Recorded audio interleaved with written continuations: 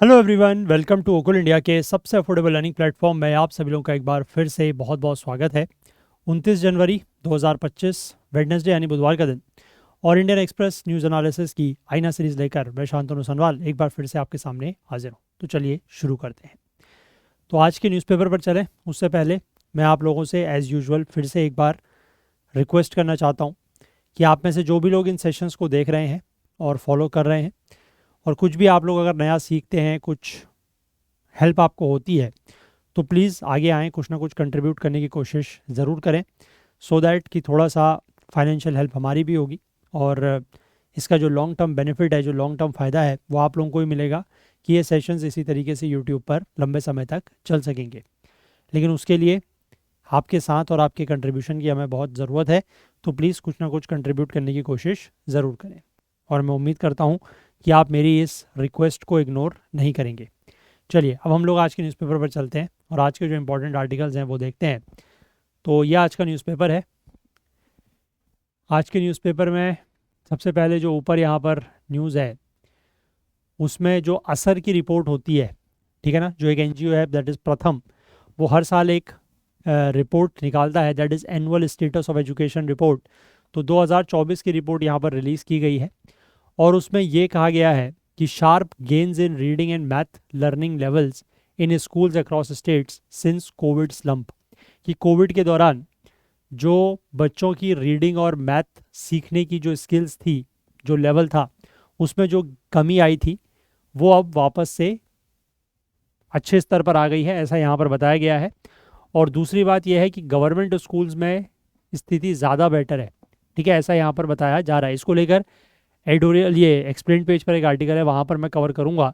But इससे related एक आध, जैसे ये जो आर्टिकल्स यहाँ पर जो डेटा दिया गया है, मैं आपको ये भी शेयर कर दूंगा। एक बार आप लोग इसमें से जो भी डेटा आपको दिख रहा है इंपॉर्टेंट, वो आप नोट डाउन कर सकते हैं, ठीक है।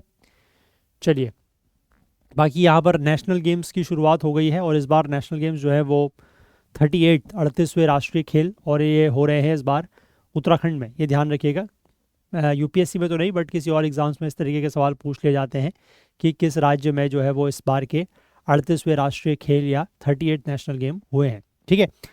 इसके बाद यहाँ पर हम लोग इस आर्टिकल को देखेंगे that is DeepSeek's Sputnik moment 5 ways in which US China AI race plays out for India, ठीक है। अब यहाँ पर बात हो रही है एक एआई कंपनी की दैट इज़ डीप सीक, और कहाँ की है ये कंपनी, दैट इज़ चाइना की।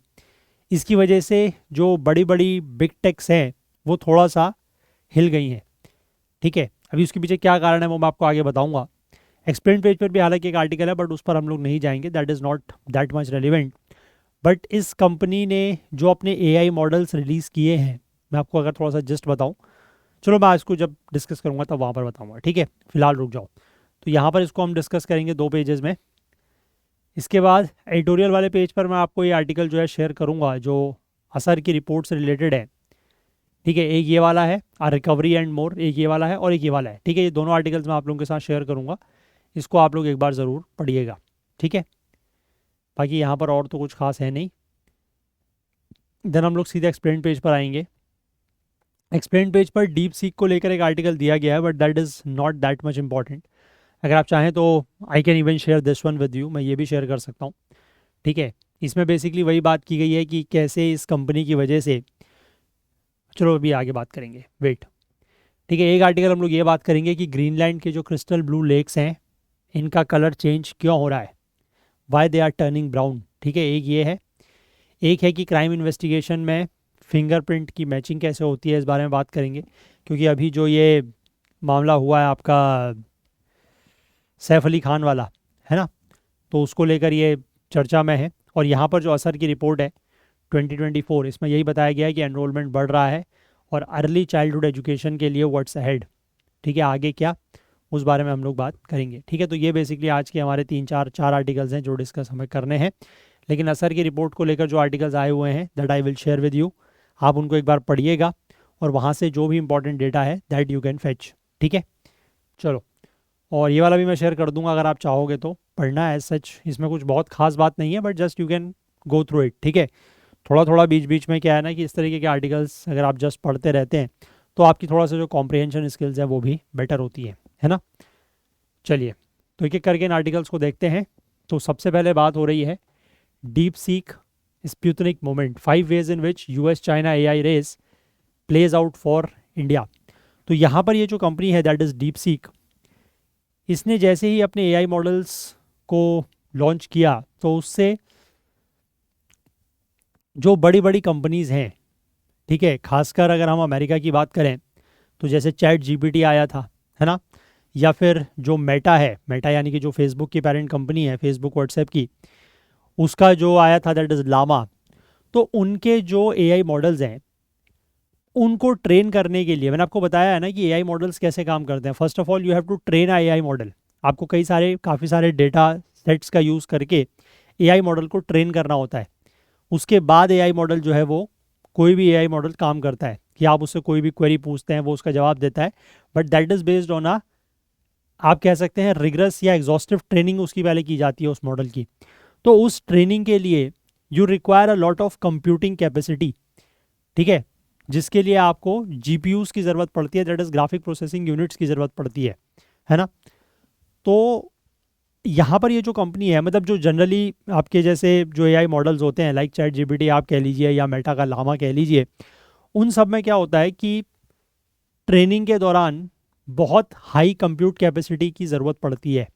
तो उसके लिए जो जीपीयूज़ हैं वो बहुत ज़्यादा उसका यूज़ होता है, ठीक है, एज़ यूजुअल तो ये है। लेकिन चाइना ने जो ये डीप सीक बनाया है, ये एक ऐसा मॉडल उसने बनाया है जिसकी वजह से जो कंप्यूट कैपेसिटी है वो काफ़ी कम में ही इस मॉडल को ट्रेन किया गया है।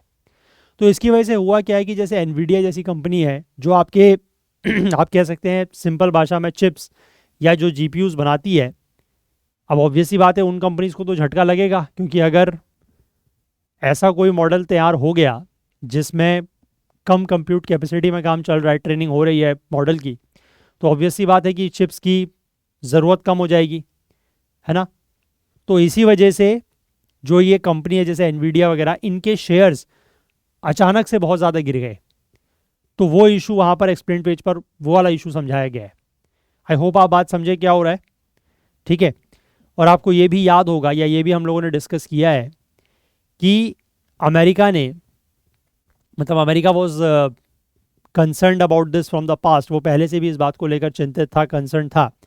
इसीलिए उसने ये कहा था कि जो ये चिप्स वगैरह हैं या ये चाइना को एक्सपोर्ट नहीं की जाएंगी, क्योंकि उसका यही डर था कि अगर चाइना को चिप्स वगैरह एक्सपोर्ट की जाती हैं तो उससे होगा क्या कि वो इस तरीके के मॉडल्स वगैरह डेवलप कर सकता है। बट कमी के बावजूद, चिप्स की कमी के बावजूद भी उसने ये काम कर दिखाया है, ठीक है। तो इसी बारे में हम लोग बात करेंगे। और यहाँ पर इससे एआई की एक रेस जो है वो दिख रही है, और इसको ऑथर ने यहाँ पर कंपेयर किया है जो कोल्ड वॉर एरा के दौरान यूएसएसआर और यूएस की रेस हुआ करती थी, उसको लेकर, यूएस की बेसिकली जो स्पेस प्रोग्राम्स वगैरह को लेकर जो रेस होती थी उससे कंपेयर किया है, ठीक है, कि कैसे आज के समय में एआई के दौर में या एआई से रिलेटेड जो रेस चल रही है between the US and China, है ना, और उससे उसका असर और देशों पर या इंडिया पर क्या पड़ सकता है वो यहाँ पर बात कर रहे हैं, ठीक है। देखो,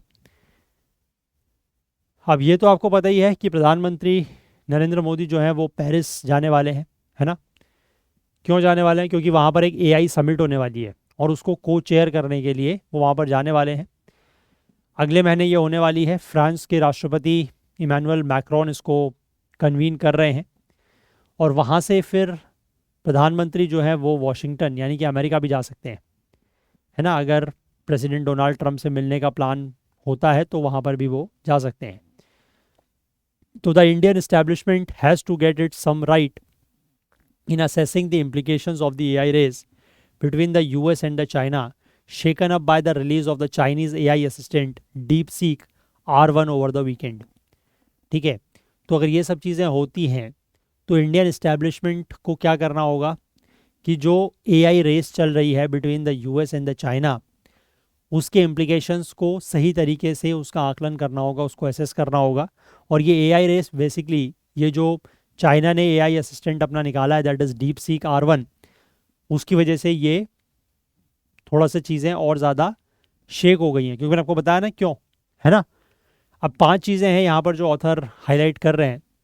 one is the strategic salience of the moment, यानी कि एक तो जो इस समय की स्ट्रेटेजिक इंपॉर्टेंस है वो।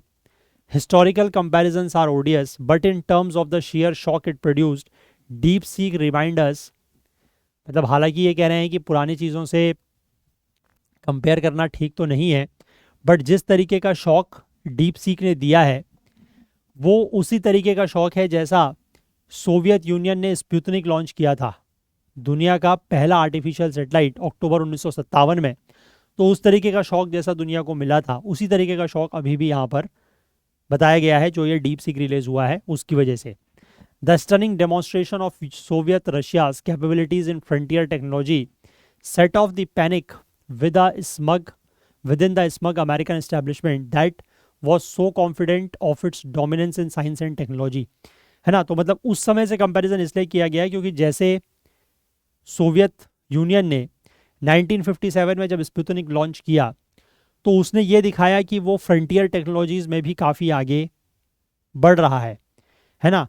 अमेरिका को ये लगता था कि वो साइंस एंड टेक्नोलॉजी के मामले में सिर्फ वही है जो डोमिनेट करता है, तो उसके इस विचार को, है ना, या उसके इस आप कह सकते हैं जो उसका ये सोचना था, उसकी जो ये थॉट था, उसकी जो थिंकिंग थी, उसको कहीं ना कहीं एक झटका मिला था उस समय भी, और उसी तरीके का झटका जो है वो अभी भी लगा है। क्योंकि अभी भी अमेरिका ये सोचता है या मानता था, अब तो खैर मैं था कहूँगा उसको, कि ये जो एआई टेक्नोलॉजीज़ हैं उसमें no one can compete with them, कोई भी उनके साथ जो है वो कम्पीट या प्रतिस्पर्धा नहीं कर सकता है, ऐसा उसका मानना था।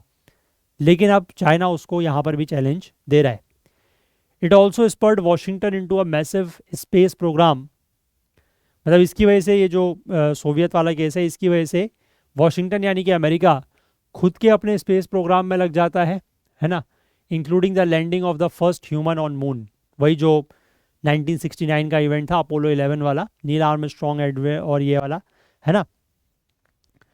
तो Mondays blood bath on wall street, blood bath का मतलब वॉल स्ट्रीट मतलब जो वहाँ का वो है, आप कह सकते हैं स्टॉक मार्केट, ठीक है, उसमें काफ़ी सारे स्टॉक्स हैं या जो शेयर्स हैं वो गिरे हैं। Of AI stocks dramatises the surprise that shattered Silicon Valley's claims of a big American lead over China on AI, है ना। तो इसकी वजह से जो यहाँ पर ब्लड बाथ देखा गया है, मतलब जो वॉल स्ट्रीट या वहाँ के जो शेयर मार्केट या जो स्टॉक मार्केट है उसमें जिस तरीके से देखा गया कि जो बड़ी बड़ी कंपनीज हैं उनके शेयर्स गिरे हैं due to this release of DeepSeek, तो उसकी वजह से जो सिलिकॉन वैली बेसिकली अमेरिका का वो एरिया है जहाँ पर जो बड़ी बड़ी टेक कंपनीज हैं उनके इस्टेब्लिशमेंट्स प्रेजेंट हैं, ऑफिसेज वगैरह हैं। तो सिलिकॉन वैली का जो ये क्लेम था कि अमेरिका जो है वो काफ़ी आगे है, is leading over China on AI, तो ये जो सिलिकॉन वैली का क्लेम था वो क्या हो गया है, यहाँ पर टूट गया, दैट इज गॉट शैटर्ड, है ना। Looking beyond the shorting of US AI stocks, DeepSeek marks just the beginning rather the end of an AI race, ठीक है। तो ये डीप सीक के आने की वजह से एआई की रेस खत्म नहीं हो रही है, rather it's just a start of an AI race. There will be flood of AI products in the coming weeks from both the US and the China, आने वाले समय में एआई के कई सारे ऐसे प्रोडक्ट्स आएंगे, यूएस की तरफ से भी निकाले जाएंगे, चाइना की तरफ से भी निकाले जाएंगे। तो अब ये दोनों देशों के बीच में एक तरीके से एक रेस शुरू हो गई है। सेकंड पॉइंट यहाँ पर ये कह रहे हैं is the intensification of the geopolitical rivalry between the US and the China. अब इससे होगा क्या कि चाइना और अमेरिका के बीच की जो एक जियोपॉलिटिकल राइवलरी है वो और ज़्यादा बढ़ जाएगी, इंटेंसीफाई हो जाएगी। If Sputnik raised up the Cold War that had begun a decade earlier between America and the Soviet Union, DeepSeek heralds an escalation of the geopolitical rivalry between the US and the China that has been unfolding for nearly a decade. तो वही जिस तरीके से Soviet union और America के बीच की जो एक कोल्ड वॉर थी उसको स्पुतनिक के इवेंट ने और ज़्यादा बढ़ा दिया, है ना, उस राइवलरी को और ज़्यादा बढ़ा दिया। तो उसी तरीके से ये जो डीप सीक है ये भी चाइना और अमेरिका के बीच की चल रही जो जियोपॉलिटिकल राइवलरी है जो लगभग एक दशक से चली आ रही है उसको ये और ज़्यादा एस्केलेट करेगा, जियोपॉलिटिकल राइवलरी को बढ़ाएगा।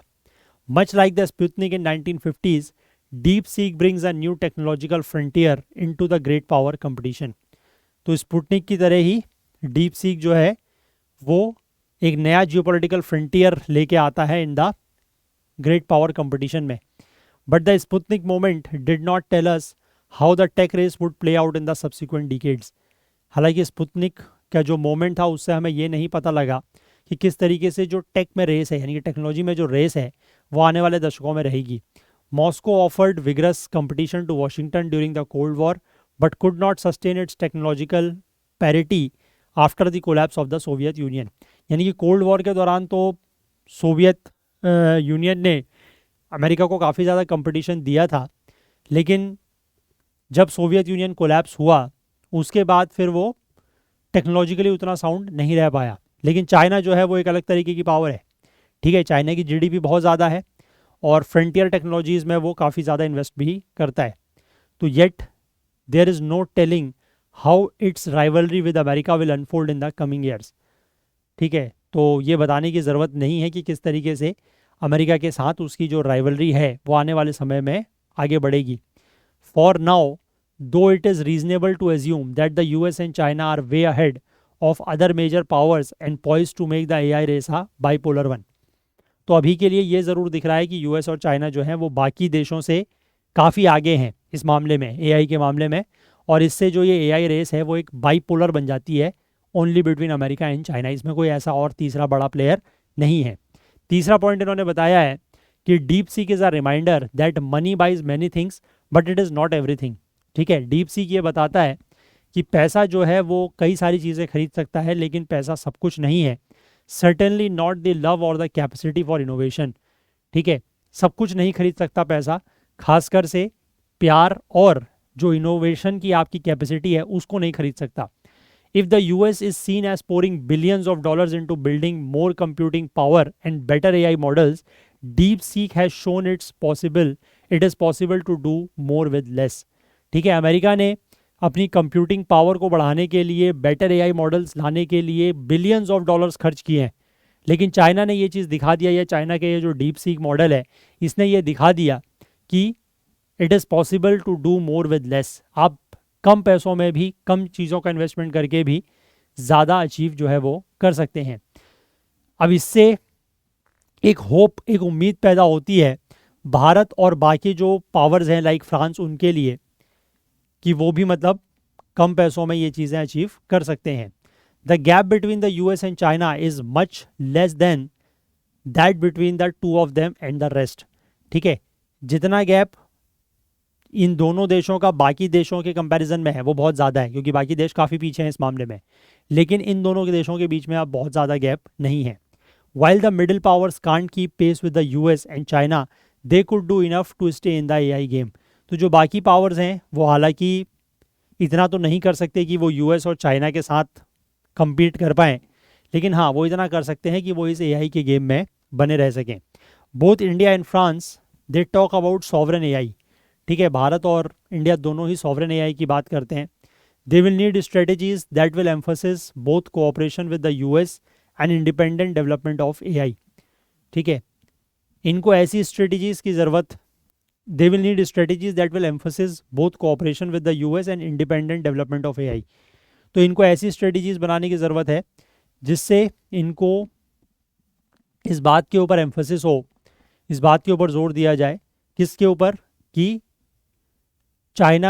यूएस से इनको कोऑपरेशन भी मिले, यानी कि यूएस से सहयोग भी मिले, और साथ ही साथ ये एआई का डेवलपमेंट भी इंडिपेंडेंट तरीके से कर सकें. Although the AI world might never be truly multipolar.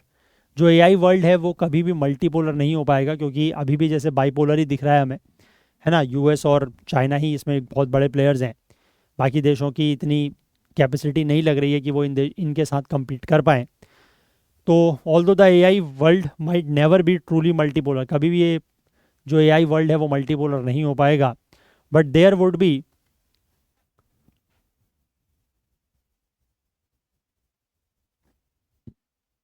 considerable room for other players capable of research, development and innovation.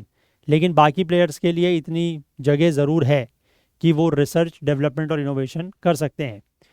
चौथा पॉइंट लिखा है कि that room would be much larger if the US chooses the partnership model with allies to compete with China instead of going it alone. ठीक है, और ये जो space है इन देशों के लिए वो और ज़्यादा बढ़ सकती है अगर अमेरिका अपने एलाइज के साथ पार्टनरशिप करने का सोचे, ठीक है, चाइना से compete करने के लिए, रादर देन गोइंग अलोन, मतलब अकेले compete करने की बजाय अगर वो और देशों के साथ मिलके compete करता है, तो फिर ये और देशों के लिए जो स्पेस है, जो रूम है फॉर रिसर्च इनोवेशन, वो और ज़्यादा बढ़ जाएगा।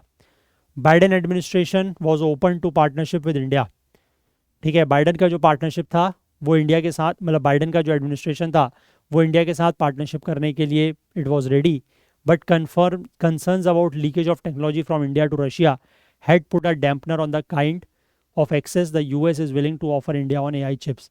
लेकिन उसको इस बात की चिंता थी, क्योंकि इंडिया और रशिया के रिलेशंस बेटर हैं, अच्छे हैं, तो उसको इस बात की चिंता थी कि कहीं टेक्नोलॉजी का लीक ना हो जाए from India to Russia.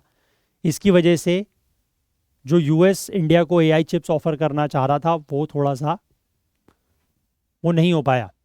For Delhi the time is now to decide on how much weight it is willing to give Russia in advancing its interest with the US on the AI game.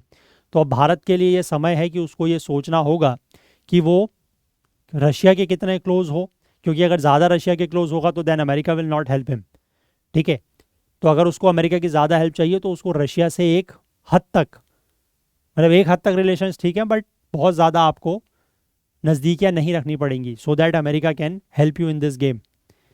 Finally Sputnik is an important reminder that great powers will also embark on cooperation in advanced technologies, ठीक है। तो Sputnik ये भी एक हमें reminder देता है कि जो ग्रेट पावर्स हैं वो एडवांस टेक्नोलॉजीज़ को लेकर कोऑपरेशन भी करेंगे। ऑल्दो स्पुतनिक का जो लॉन्च हुआ था 1957 में, इससे एक आर्म रेस जो है वो शुरू हुई थी, आर्म्स रेस, हथियारों की रेस, ठीक है। Outer space eventually provided a venue to cooperate and demonstrate their shared commitment to humanity's, technological advancements and global peace. लेकिन आउटर रेस, मतलब सॉरी, आउटर स्पेस ने एक ऐसा वेन्यू प्रोवाइड करा जिसमें कोऑपरेशन भी हुआ, जिसमें देशों ने अपने commitments to humanity's, technological advancement और ग्लोबल पीस में अपने कमिटमेंट्स को भी जो है वो डेमोन्स्ट्रेट किया, और उस वजह से कोऑपरेशन भी किया। जो डिटेंटे एयर्स थे, डिटेंटे एयर्स का मतलब होता है बेसिकली जब कोल्ड वॉर में कोई बहुत ज़्यादा एग्रेशंस वगैरह नहीं हो रहे थे 1970s में, saw the Moscow and Washington began cooperation in outer space that endures to the day. तो इस एरा में ये देखा गया कि रशिया और अमेरिका के बीच में भी आउटर स्पेस को लेकर कोऑपरेशन हुए जो आज तक बने हुए हैं। There are many in the US and China who thinks the two side should cooperate on AI for the benefit of the world much in the manner America and Russia did India outer space, ठीक है। दोनों ही देशों में, चाहे वो America हो चाहे वो चाइना हो, वहाँ पर कई सारे लोगों का ये मानना है कि इन दोनों देशों को एआई के फील्ड में भी या एआई के सेक्टर में भी कोऑपरेट कर लेना चाहिए। ये दुनिया के लिए बेहतर होगा, है ना। जिस तरीके से आउटर स्पेस के फील्ड में अमेरिका और रशिया ने कोऑपरेट किया, उसी तरीके से एआई के सेक्टर में भी अमेरिका और चाइना को कोऑपरेट कर लेना चाहिए, ऐसा कई लोगों का मानना है। ये पॉसिबल भी है, ठीक है। AI cooperation could be on table when Washington and Beijing began a substantive engagement, ठीक है। जब इन दोनों के बीच में कुछ एंगेजमेंट की बात होती है तो हो सकता है कि एआई कोऑपरेशन को लेकर भी कुछ बात हो। Biden years have seen the US and China start a dialogue in AI to prevent is misuse and potential destabilisation of nuclear deterrence in the AI age, ठीक है। बाइडेन एयर्स में ये देखा गया है कि यूएस और चाइना ने एआई को लेकर एक डायलॉग, एक बातचीत शुरू की थी ताकि इसके मिसयूज़ को रोका जा सके, और potential destabilisation of nuclear deterrence in the AI age, कि एआई एज में न्यूक्लियर डिटरेंस को भी पोटेंशियल डिस्टेबलाइजेशन, उसकी भी बात यहाँ पर की गई थी। As the military applications of AI begin to proliferate, it is not difficult to imagine US China cooperation in the creation of a set of rules to control the spread of AI, ठीक है। अब जैसे जैसे AI का जो military application है वो बढ़ेगा, वो फैलेगा, तो ये इमेजिन करना मुश्किल नहीं है कि यूएस और चाइना जो है वो कोऑपरेट कर सकते हैं, कुछ सेट ऑफ रूल्स बना सकते हैं ताकि एआई के स्प्रेड को, एआई के फैलाव को रोका जा सके, much in the manner that the US and Russia developed a nuclear control regime in the 1960s and 70s। तो जिस तरीके की एक न्यूक्लियर कंट्रोल रिजीम को लेकर दोनों देशों ने कोऑपरेट किया था, यूएस और रशिया ने, उसी तरीके से एआई के स्प्रेड या एआई का मिसयूज़ ना हो उसको रोकने के लिए अमेरिका और चाइना भी साथ मिल सकते हैं, कोऑपरेशन कर सकते हैं, कुछ रूल्स वगैरह ऐसे बना सकते हैं. India found itself on the wrong side of these nuclear lines thanks to Delhi's ideological confusion on atomic issues, policy incoherence and geopolitical sentimentalism. ठीक है, तो उस समय जब ये न्यूक्लियर इश्यूज डिस्कस हो रहे थे, मतलब जब ये न्यूक्लियर कंट्रोल रिजीम बन रही थी, तो इसमें इंडिया जो है वो गलत साइड में फंस गया था, क्योंकि इंडिया को ये सारी चीज़ें अलॉट नहीं हुई थी उस समय. इंडिया के ऊपर रेस्ट्रिक्शंस वगैरह भी लगाए गए थे, और कम से कम इंडिया को 4 दशक का समय लगा ये न्यूक्लियर ब्लंडर को अंडू करने के लिए. Hopefully Delhi is a smarter today.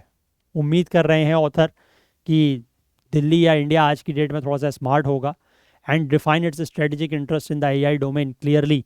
और एआई डोमेन में जो उसके स्ट्रेटेजिक इंटरेस्ट हैं उसको वो क्लियरली डिफाइन करेगा, और ये इंश्योर करेगा कि इंडिया जो है वो इस एआई की ग्लोबल गवर्नेंस का पार्ट है, rather than being a subject of it. Subject मतलब जो उस चीज़ को फॉलो करता है, तो सिर्फ उसके फॉलोअर उस गवर्नेंस को फॉलो करने के बजाय इंडिया जो है वो उस एआई गवर्नेंस को शेप देने में उसका पार्टनर बनेगा. ऐसा इंडिया को इंश्योर करना होगा, अदरवाइज़ इंडिया वैसे भी इस फील्ड में अभी काफ़ी पीछे है, और अगर ये चीज़ें नहीं होती हैं तो it will lag more behind. ठीक है, तो क्वेश्चन अच्छा है, यहाँ से मेंस में क्वेश्चन बन सकता है. ठीक है, और वो इस तरीके से बन सकता है क्योंकि इसमें टेक्नोलॉजी का भी सवाल है और इंटरनेशनल रिलेशंस का भी सवाल है, तो दोनों को कंबाइन करते हुए, दोनों को कनेक्ट करते हुए सवाल इस तरीके से पूछा जा सकता है कि in the present era of you can say a potential bipolar AI race, what is the position of India. ठीक है, या how India can benefit, और what are the implications of this bipolar AI race जो India US और China के बीच में चल रही है, तो उसके इम्प्लीकेशंस या उसका असर भारत के ऊपर क्या पड़ सकता है, या how can India benefit from that race. ठीक है, कि भारत उससे क्या पोटेंशियल बेनिफिट्स भारत को मिल सकते हैं, तो उसमें आप इस तरीके का आंसर लिख सकते हैं. ठीक है, आई होप आपको यहाँ से एक बेटर आइडिया मिला होगा. You can just right a good answer, I hope so. ठीक है, क्योंकि इसमें इंटरनेशनल रिलेशंस और टेक्नोलॉजी दोनों को मिक्स करके ये मतलब मिक्स्ड इशू है ना, क्योंकि इंटरनेशनल रिलेशंस इंटरनेशनल लेवल पर भी कंट्रीज़ को कोऑपरेट करने की बात की गई है, और उसका जो बेसिस है, मतलब किस आधार पर करना है या किस चीज़ के लिए करना है, that is the technological advancement, है ना. तो अच्छा आर्टिकल है और अच्छा इशू अच्छा है, इसके ऊपर क्वेश्चन डेफिनेटली पूछा जा सकता है मेंस में. ठीक है, बाकी डीप सीक क्या है या किस देश का एआई मॉडल है वो भी सवाल पूछा सकता है प्रीलिम्स में. हालांकि it will be a very, मैं कहूँगा लो ग्रेड क्वेश्चन, हल्का क्वेश्चन रहेगा, बट पूछा जा सकता है क्योंकि यूपीएससी ने पास्ट में इस तरीके के सवाल पूछे हैं. तो ये पूछा जा सकता है कि deep seek recently seen in news is what, पहला तो ये हो सकता है, और फिर ये पूछा सकता है कि ये कहाँ का एआई मॉडल है ना. चलो, बाकी तो मेंस का आंसर मैंने आपको यहाँ पर बता दिया, एक बढ़िया क्वेश्चन बन सकता है and you can write a answer, good answer on it. ठीक है, चलिए next move to this article. Greenland के क्रिस्टल ब्लू लेक्स का कलर चेंज होके ब्राउन क्यों हो रहा है. देखो, एक नई स्टडी में रिवील किया गया है, ये बात सामने आई है कि 7,500 से ज़्यादा जो लेक्स हैं इन वेस्ट ग्रीनलैंड, इनका कलर ब्राउन टर्न हो गया है, and they began emitting carbon due to the extreme weather events of 2022. और इनसे कार्बन एमिशन शुरू हो रहा है, और वो क्यों हो रहा है, क्योंकि 2022 में कई सारे ऐसे एक्सट्रीम वेदर इवेंट्स हुए हैं उनकी वजह से. This transformation which typically take centuries occurred at breakneck speed. ठीक है, हालांकि इस तरीके के ट्रांसफॉर्मेशन होने में कई शताब्दियाँ, कई सेंचुरीज लगती हैं, बट यहाँ पर ये बहुत तेज़ी से हुआ है. ठीक है, ऐसा एनालिसिस में कहा गया है. और हुआ क्या है, देखिए, ग्रीनलैंड में टिपिकली स्नोफॉल का समय होता है लेट अगस्त सितंबर के आसपास. हालांकि 2022 में टेम्परेचर्स थोड़ा सा ज़्यादा थे, उसकी वजह से रेनफॉल ज़्यादा हुआ. ठीक है, स्नोफॉल तो नहीं हुआ क्योंकि टेम्परेचर ज़्यादा थे, रेनफॉल हुआ. और रेनफॉल होने की वजह से जो परमाफ्रॉस्ट थी, परमाफ्रॉस्ट क्या होती है, फ्रोज़न ग्राउंड, है ना, जो ज़मीन के ऊपर बर्फ़ जमी होती है और वो परमानेंटली जमी रहती है, that is known as permafrost. तो वहाँ पर वो परमाफ्रॉस्ट उस बहुत ज़्यादा बारिश की वजह से वो पिघलने लगी, है ना. और परमाफ्रॉस्ट में आपको पता है कि significant amount of organic carbon जो है वो स्टोर्ड रहता है. तो बहुत ज़्यादा बारिश पड़ी, परमाफ्रॉस्ट पिघलने लगी, तो उसकी वजह से हुआ क्या, चूंकि जो कार्बन, आयरन, मैग्नीशियम और बाकी एलिमेंट्स इस परमाफ्रॉस्ट में ट्रैप थे, वो सारे के सारे बह गए और वो लेक्स की तरफ चले गए। इसकी वजह से लेक्स का जो फिजिकल, केमिकल और बायोलॉजिकल प्रॉपर्टीज़ है वो चेंज हो गई। और ये ड्रास्टिक इम्पैक्ट जो है वो अगले साल मतलब 2022 में ये चीज़ें हुई, 2023 की जुलाई तक ये चीज़ देखी जा रही थी। अब जो ये फिजिकल प्रॉपर्टीज़ उसकी चेंज हुई लेक्स की, मतलब जो कलर्स वगैरह चेंज हुआ, उसकी वजह से जो फाइटोप्लैंक्टन्स हैं उनके ऊपर भी असर पड़ा। फाइटोप्लैंक्टन्स मतलब जो छोटे छोटे वहाँ पर प्लांट्स होते हैं वाटर में, मतलब वाटर बॉडीज़ में, वो उनके ऊपर भी असर पड़ा, क्योंकि कम सनलाइट जो है वो अब पेनिट्रेट कर पा रही थी वाटर में। ठीक है, अब फाइटोप्लैंक्टन्स जनरली क्या करते हैं कि कार्बन डाइऑक्साइड को कंज्यूम कर लेते हैं फोटोसिंथेसिस की प्रोसेस के दौरान, है ना, और उतने ही स्केल में जितने फॉरेस्ट करते हैं, मतलब जितना फॉरेस्ट कार्बन कंज्यूम करते हैं उतने ही फाइटोप्लैंक्टन्स भी कर लेते हैं, क्योंकि बहुत ज़्यादा होते हैं। बट प्रॉब्लम हुई क्या, क्योंकि कलर चेंज होने की वजह से सनलाइट का पेनिट्रेशन कम हुआ, और सनलाइट का पेनिट्रेशन कम होने की वजह से ऑब्वियस सी बात है कि फोटोसिंथेसिस का रेट कम हो जाएगा। तो फोटोसिंथेसिस का रेट कम होने की वजह से ये जो कार्बन का एब्जॉर्प्शन होता, या ये जो कार्बन कंज्यूम करते ड्यूरिंग फोटोसिंथेसिस, वो थोड़ा सा कम हो गया। ठीक है, और ऑर्गेनिक मैटर जो है वो ब्रेक डाउन होने लगा बाय अदर लेक ऑर्गेनिजम्स, उसका ब्रेक डाउन ज़्यादा होने लगा।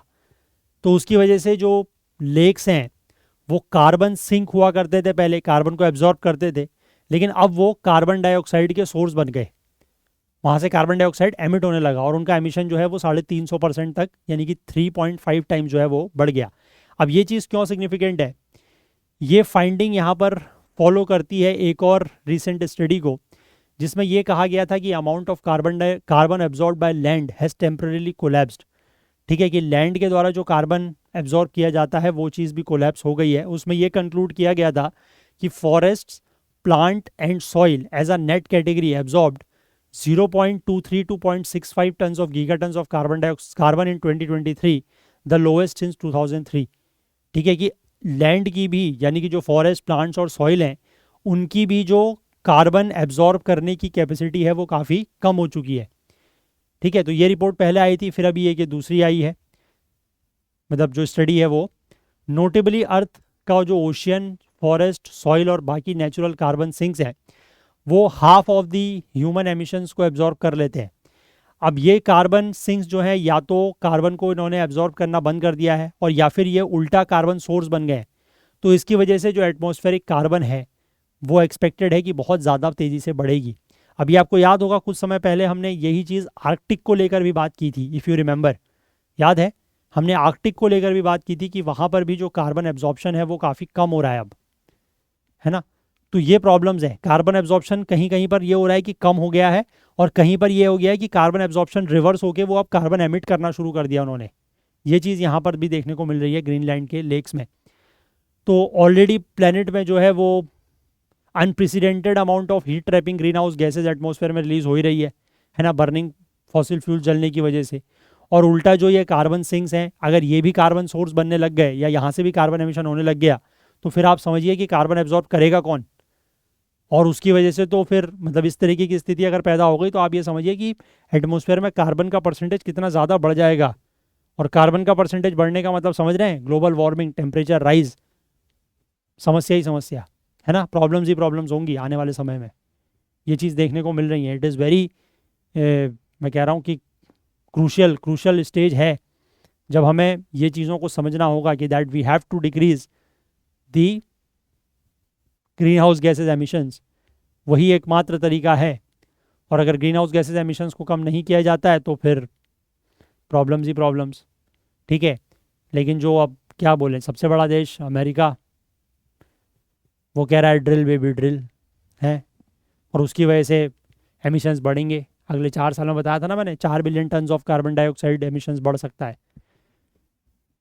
बहुत बुरी स्थिति है। ठीक है, देखिए आगे लिखा है fingerprint matching in crime investigation, कि किसी भी क्राइम इन्वेस्टिगेशन में फिंगरप्रिंट मैच कैसे किए जाते हैं। देखो, सैफ अली खान का जो ये बांद्रा वाला रेजिडेंस था, यहाँ पर जो ये इंसिडेंट हुआ, उसके 12 दिन के बाद पुलिस ने यहाँ से फिंगरप्रिंट्स लिफ्ट किए हैं, मतलब फिंगरप्रिंट्स लिए हैं। लेकिन मतलब फिंगरप्रिंट्स लेने के बाद कि 12 दिन बाद भी ये चीज़ क्लियर अभी तक नहीं है कि क्या वो उसी व्यक्ति के थे, दैट इज़ जिसका नाम शरीफुल इस्लाम एलियास विजय दास कहा जा रहा है ना, जिस आदमी को अरेस्ट किया गया सैफ अली खान के ऊपर, जो उसने नाइफ से अटैक किया था, उसको लेकर ट्यूसडे को एक ब्रीफिंग के दौरान additional police commissioner of police that is ACP Paramjit Singh Dahiya का ये कहना है कि अभी तक उनको फिंगरप्रिंट की कोई रिपोर्ट, फाइनल रिपोर्ट सीआईडी से नहीं मिली है। चीफ मिनिस्टर महाराष्ट्र के देवेंद्र फडणवीस, उन्होंने भी रिसेंटली ये कहा था कि मुंबई पुलिस जो है वो इस मामले में सही तरीके से जांच कर रही है।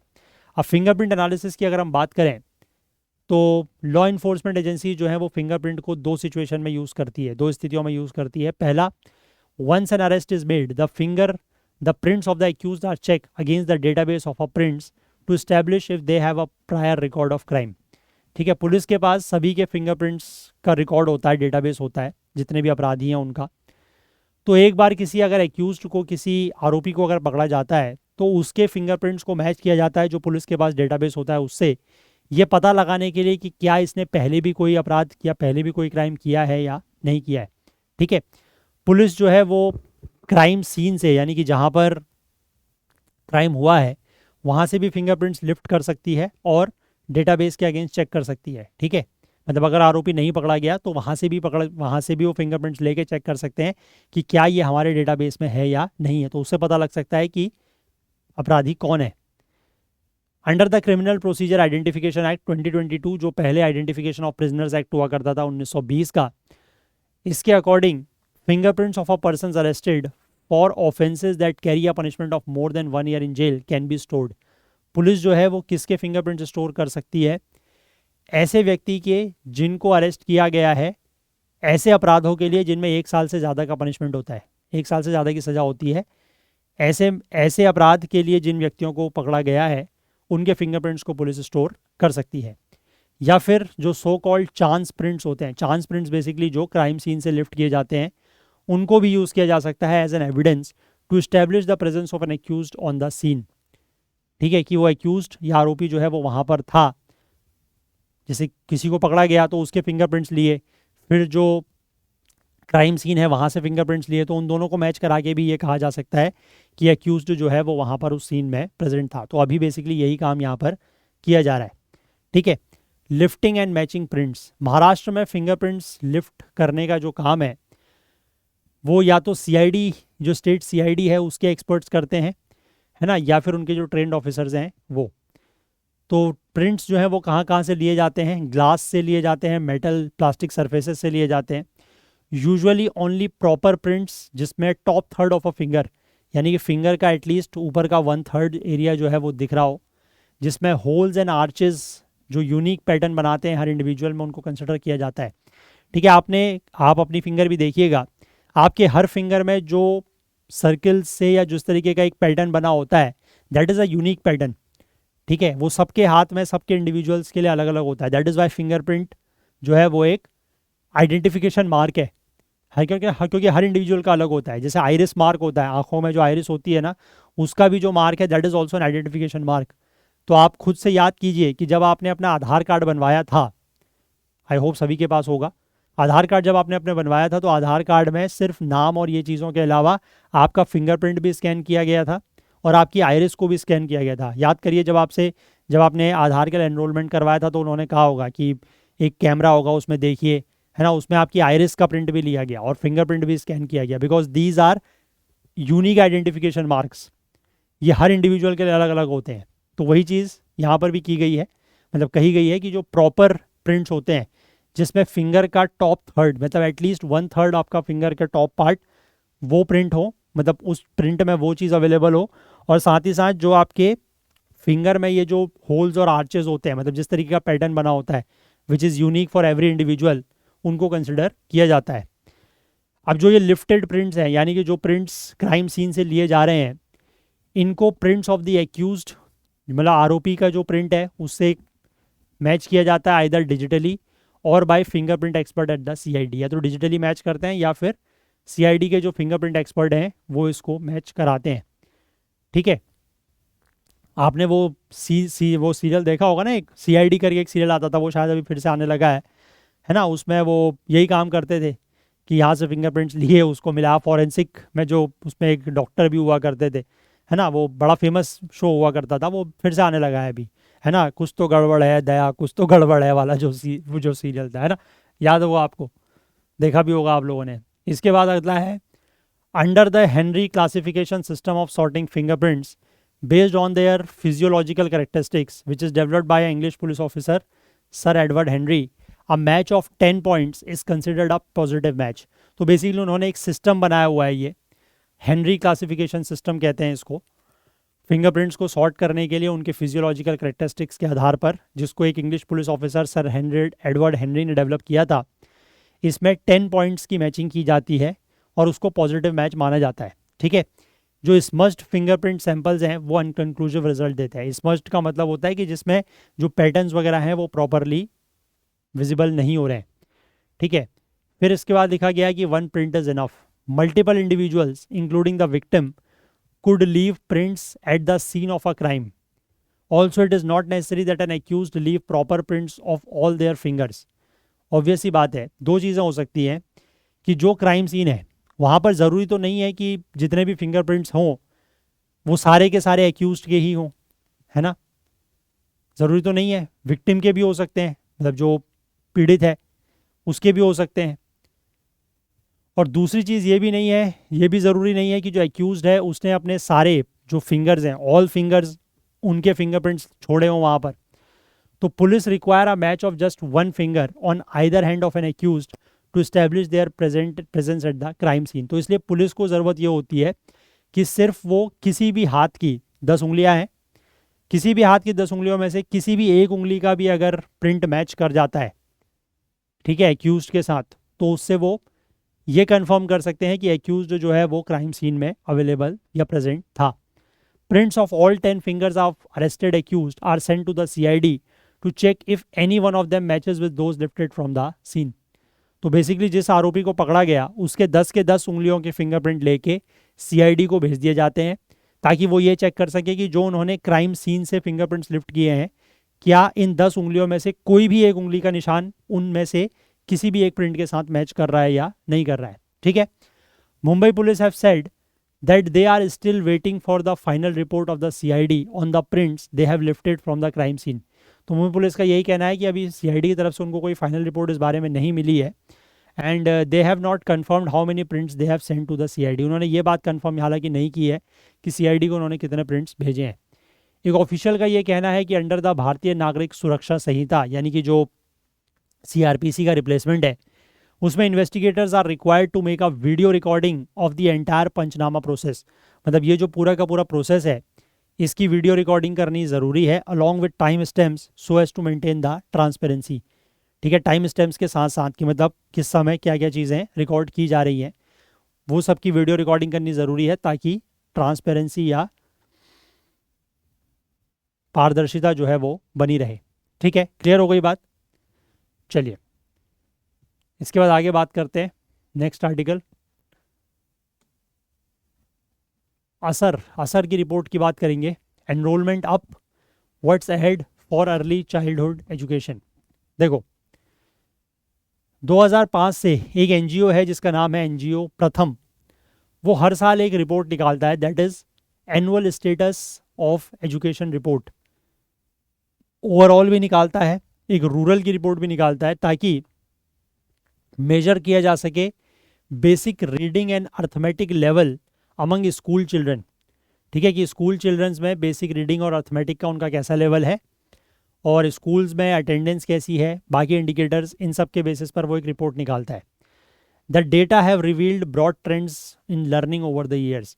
और इस डेटा की वजह से ये पता लगता है कि ओवर द ईयर्स जो लर्निंग ट्रेंड्स हैं वो कैसे रहे हैं। 2024 की जो असर रिपोर्ट है इसमें लगभग 6.5 लाख के आसपास बच्चों का सर्वे किया गया है, लगभग 18,000 गाँवों विलेजेस में, 605 रूरल डिस्ट्रिक्ट में। ठीक है, और इसमें यह बताया गया है कि चिल्ड्रन जो प्री प्राइमरी एज ग्रुप के हैं, that is from 3 to 5 years, जो कि किसी ना किसी तरीके के इंस्टीट्यूशन में इनरोल्ड हैं, चाहे वो एलकेजी यूकेजी हो या आंगनवाड़ी हो या कुछ और तरीके के इंस्टीट्यूशंस में हो, उनमें मेजर गेन देखने को मिला है, मतलब बढ़ोतरी हुई है। There were substantial increase in reading and arithmetic levels. ठीक है, अर्थमेटिक लेवल में और रीडिंग लेवल में भी इंक्रीज देखने को मिला है। ये एक एनकरेजिंग डेवलपमेंट है after the learning losses during the covid pandemic. Pandemic के दौरान जो लर्निंग लॉस हुआ था, क्योंकि स्कूल्स वगैरह बंद थे, ऑनलाइन क्लासेस चल रही थी, किसी ने पढ़ा किसी ने नहीं पढ़ा, एग्ज़ाम्स भी प्रॉपर तरीके से नहीं हो रहे थे, तो उन सब की वजह से जो लर्निंग लॉस हुआ, उसके बाद ये एक काफ़ी एनकरेजिंग डेवलपमेंट है। And this was also the first full length ASER survey to record digital literacy among older children. ठीक है, जो 15-16 साल के बच्चे हैं उनमें डिजिटल लिटरेसी को रिकॉर्ड करने वाला भी ये पहला सर्वे है। अब इसमें से क्या क्या चीज़ निकल के सामने आई हैं, अगर उनकी हम बात करें तो the first point says where do the learning levels stand in 2024। 2024 में जो लर्निंग लेवल हैं वो कहाँ पर हैं? तो एलिमेंट्री लेवल पे, यानी कि 6 to 14 ईयर्स, जो कि right to education act of 2005 उसके अंडर कवर्ड है, इसमें एलिमेंट्री लेवल है, उसमें रीडिंग और अर्थमेटिक लेवल जो है वो इम्प्रूव हुआ है। ठीक है, लगभग सभी ग्रेड्स या सभी क्लासेस के बच्चों के लिए और ज़्यादातर राज्यों में, और पर्टिकुलरली जो क्लास 1, 2, 3 के बच्चे हैं, फर्स्ट से लेकर थर्ड तक के, उनमें सिग्निफिकेंट इंक्रीज देखा गया है एज़ कम्पेयर टू 2022 की रिपोर्ट के अनुसार। 3 से 6 साल के बच्चों की अगर हम बात करें, ये तो प्री प्राइमरी लेवल हो गया, वहाँ पर जो 2 की फाइंडिंग्स हैं दैट इज़ वर्थ हाईलाइटिंग, वो क्या है? पहला कि प्री स्कूल कवरेज, यानी कि स्कूल से पहले का जो प्री स्कूल कवरेज है वो 2018 से लेकर 2024 के बीच में बढ़ा है। और साथ ही साथ असर की रिपोर्ट में ये भी दिखाया गया है कि 2024 में proportion of rural children of age 3 who are enrolled in some kind of early childhood education program was 77.4%। कि 3 साल के जो बच्चे हैं रूरल एरियाज़ में, 3 साल के जो बच्चे हैं जो किसी ना किसी तरीके की अर्ली चाइल्डहुड एजुकेशन प्रोग्राम में इनरोल्ड हैं, उनकी संख्या 74%, 77% के आसपास है। मतलब आप कह सकते हैं कि गाँवों में हर 4 में से 3 बच्चे, वो भी 3 साल के, ठीक है, जो प्री प्राइमरी लेवल पर जाते हैं, वो कहीं ना कहीं एनरोल्ड हैं। तो that is a very good indication कि रूरल एरियाज़ में भी इतना ज़्यादा चीज़ें हो रही हैं। ठीक है, with 5 years of 2020 national education policy what has changed for schools. 2020 में एक राष्ट्रीय शिक्षा नीति आई थी, नेशनल एजुकेशन पॉलिसी, तो उसके 5 साल पूरे हो गए हैं। तो क्या चीज़ स्कूलों में बदली है? तो एनईपी ने बेसिकली कुछ स्ट्रक्चरल चेंजेस किए थे, पर्टिकुलरली 3 to 6 एज को एक इंक्लूड किया था लार्जर पिक्चर में। पॉलिसी में अंडरलाइन किया गया था that highest priority will be given to achieving the universal foundational literacy and numeracy. ठीक है, इस चीज़ के ऊपर प्रायोरिटी दी गई थी कि फाउंडेशनल लिटरेसी और न्यूमरेसी को अचीव किया जाएगा, और ये भी यूनिवर्सल, मतलब सभी के लिए। इसको लॉन्च किया गया 2021 में। एक और प्रोग्राम था that is national initiative for proficiency in reading with understanding and numeracy, that is निपुण भारत। और इसका एम यही था कि इन स्किल्स को जो है वो इम्प्रूव किया जाएगा। कौन सी? फाउंडेशनल लिटरेसी एंड न्यूमरेसी की स्किल्स को। इसका एम ये था कि यूनिवर्सल एफएलएन होगा at the end of class 3 by 26-27, कि 2026-27 तक हर क्लास 3 के बच्चे के अंदर बेसिक जो ये होती है फाउंडेशनल लिटरेसी और न्यूमरेसी की, मतलब उस लेवल तक के बच्चे को, उस लेवल में जितना भी पढ़ना है और जितनी भी न्यूमरेसी या मैथमेटिक्स लेवल है वो होना चाहिए उसका। तो ये यूनिवर्सल होना चाहिए, 2026-27 तक का टारगेट इसमें रखा गया है। ठीक है, जो लेटेस्ट असर सर्वे है वो ये बताता है कि ऑल इंडिया लेवल पर 83% स्कूल्स में ये कहा गया है कि they received directives from the government to implement FLN activities. ठीक है, 83% स्कूल्स का ये कहना है कि उनको सरकार की तरफ से डायरेक्टिव्स या निर्देश मिले हैं कि वो एफएलएन एक्टिविटीज़ को इम्प्लीमेंट करें। 78% स्कूल ने ये कहा कि उनके वहाँ कम से कम एक टीचर ऐसा है स्कूल में जिसको इस चीज़ में फाउंडेशनल लिटरेसी एंड न्यूमरेसी में ट्रेन किया गया है, और 70% जो है उनको रेलिवेंट ट्रेनिंग मटेरियल भी मिला है। A directive means there is a goal with resources being made available for it in a visible manner. ठीक है, सरकार की तरफ से जो डायरेक्टिव्स आया है उसका मतलब ये है कि एक गोल है, एक टारगेट है, और रिसोर्सेज जो है वो उनको अवेलेबल कराए जा रहे हैं। तो आज के समय में अगर आप किसी भी एक सरकारी स्कूल में विज़िट करते हैं, रूरल स्कूल में, तो वहाँ पर आपको कई सारी चीज़ें जो हैं वो अलग दिखाई देंगी या ज़्यादा दिखाई देंगी पहले के कंपैरिजन में। वहाँ पर आप बिल्डिंग ब्लॉक्स आपको दिखाई देंगे, ठीक है, या बुक्स दिखाई देंगी या अदर लर्निंग मटेरियल दिखाई देंगे जो पहले जनरली कम होते थे। अब what is the need for focusing on early childhood care and education? Early childhood care और एजुकेशन के ऊपर इतना फोकस करने की ज़रूरत क्यों है? एनईपी जो है नेशनल एजुकेशन पॉलिसी, उसमें यह कहा गया कि class 1 enrolment should happen at age 6, कि क्लास 1 में जो बच्चा एनरोल हो रहा है वो 6 साल की उम्र में होना चाहिए, क्योंकि going to the school too early can be counterproductive, क्योंकि बहुत जल्दी अगर बच्चे को स्कूल में भेज दिया जाता है तो वो काउंटर प्रोडक्टिव हो सकता है, मतलब वो बच्चे के लिए बेहतर नहीं है। एक बच्चे को कॉग्निटिवली और सोशली रेडी होना चाहिए to cope with what formal school brings, है ना, कि जो भी बच्चा फॉर्मल स्कूल में जाता है तो वहाँ से उसको जो भी चीज़ें हैं वो सीखता है, जिस तरीके का नॉट ओनली करिकुलम बट उसके अलावा भी उसके अदरवाइज चीज़ें भी, उसके लिए बच्चे को कॉग्निटिवली और सोशली जो है वो रेडी होना होता है in terms of curricular expectations और क्लासरूम बिहेवियर्स, ठीक है, इन सब के अकॉर्डिंग।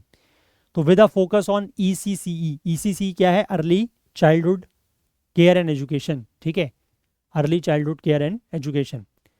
तो इसके ऊपर जो फोकस किया गया है, तो there is an acknowledgement that you prepare children not just to enter class 1 but for 3 years before that, ठीक है। तो इसके ऊपर फोकस करने का मतलब यही है कि इस बात को समझना कि आप बच्चे को सिर्फ क्लास 1 में एंटर करने के लिए नहीं, बल्कि उससे 3 साल पहले, 3 साल से 6 साल के लिए प्रिपेयर कर रहे हैं।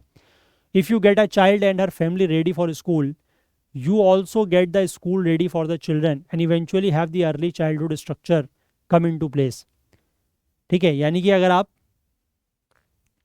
बच्चे को और उसकी फैमिली को रेडी कर रहे हैं फॉर द स्कूल, तो आप स्कूल को भी रेडी कर रहे हैं फॉर द चिल्ड्रन, और इवेंचुअली यहीं से जो अर्ली चाइल्डहुड स्ट्रक्चर है वो सामने आता है।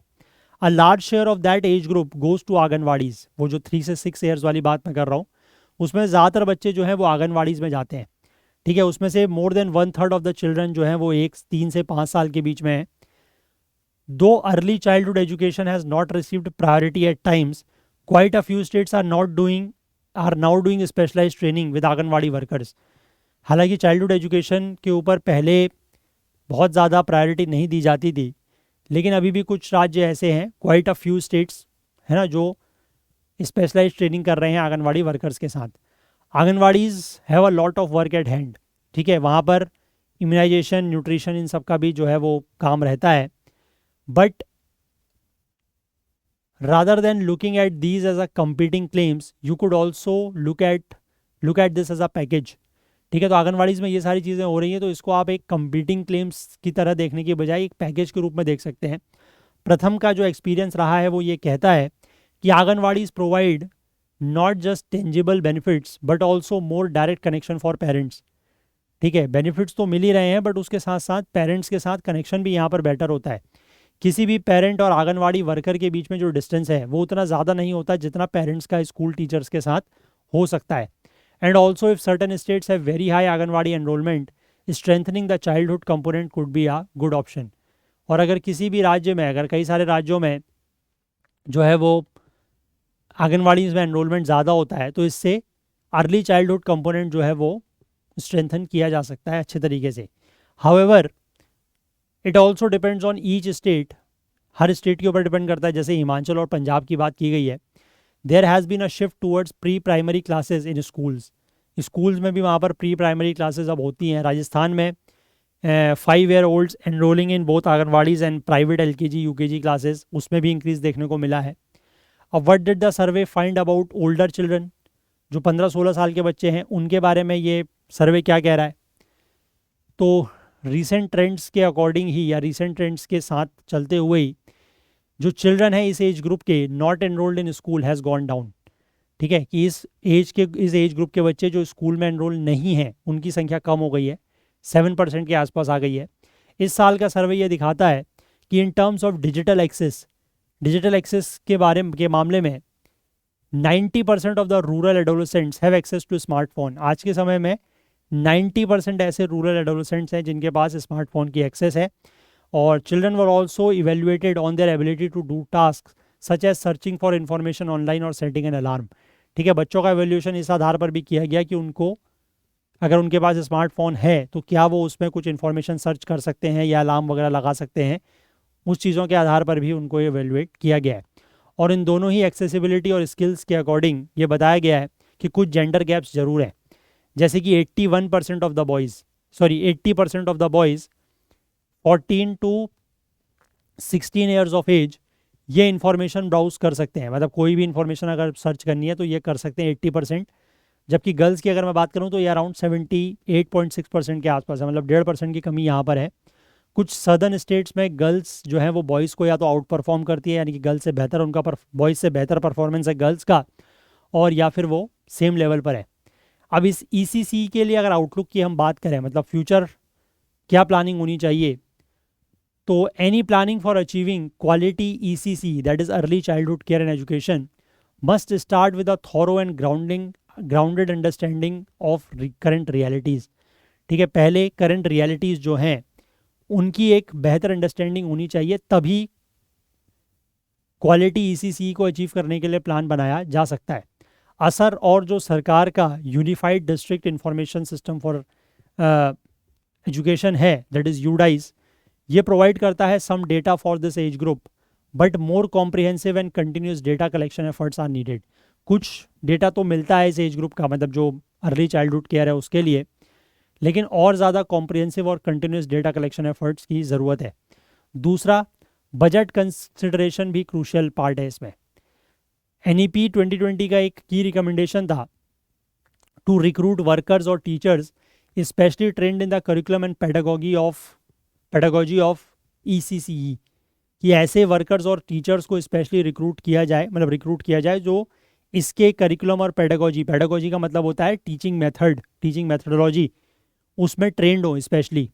Education departments need to work out a long run commitment to budget allocations and processes for identifying, recruiting, training and sustaining dedicated teachers for the pre-primary grades। ठीक है, तो एजुकेशन डिपार्टमेंट्स को ये काम करना होगा। ठीक है, long run commitment to a budget allocation, कि बजट सही से उनको मिले, और साथ ही साथ कि डेडिकेटेड टीचर्स को पहचानना, उनको आइडेंटिफाई करना, उनको रिक्रूट करना, उनकी ट्रेनिंग करना और उनको सस्टेन करना, मतलब उनको अपने साथ बनाए रखना for the pre primary grades, ये मुख्य काम है। Within the Anganwadi system, if the early childhood education component is to be given higher priority, the requirement for additional resources must be specified and projected। तो anganwadi system के अंतर्गत अगर early childhood component को ज़्यादा प्रायोरिटी देनी है तो उसमें, क्योंकि आंगनवाड़ी से मैंने बताया कि अलग अलग तरीके के और भी काम होते हैं, है ना, न्यूट्रिशन सपोर्ट भी वहाँ का एक मेन मुद्दा है।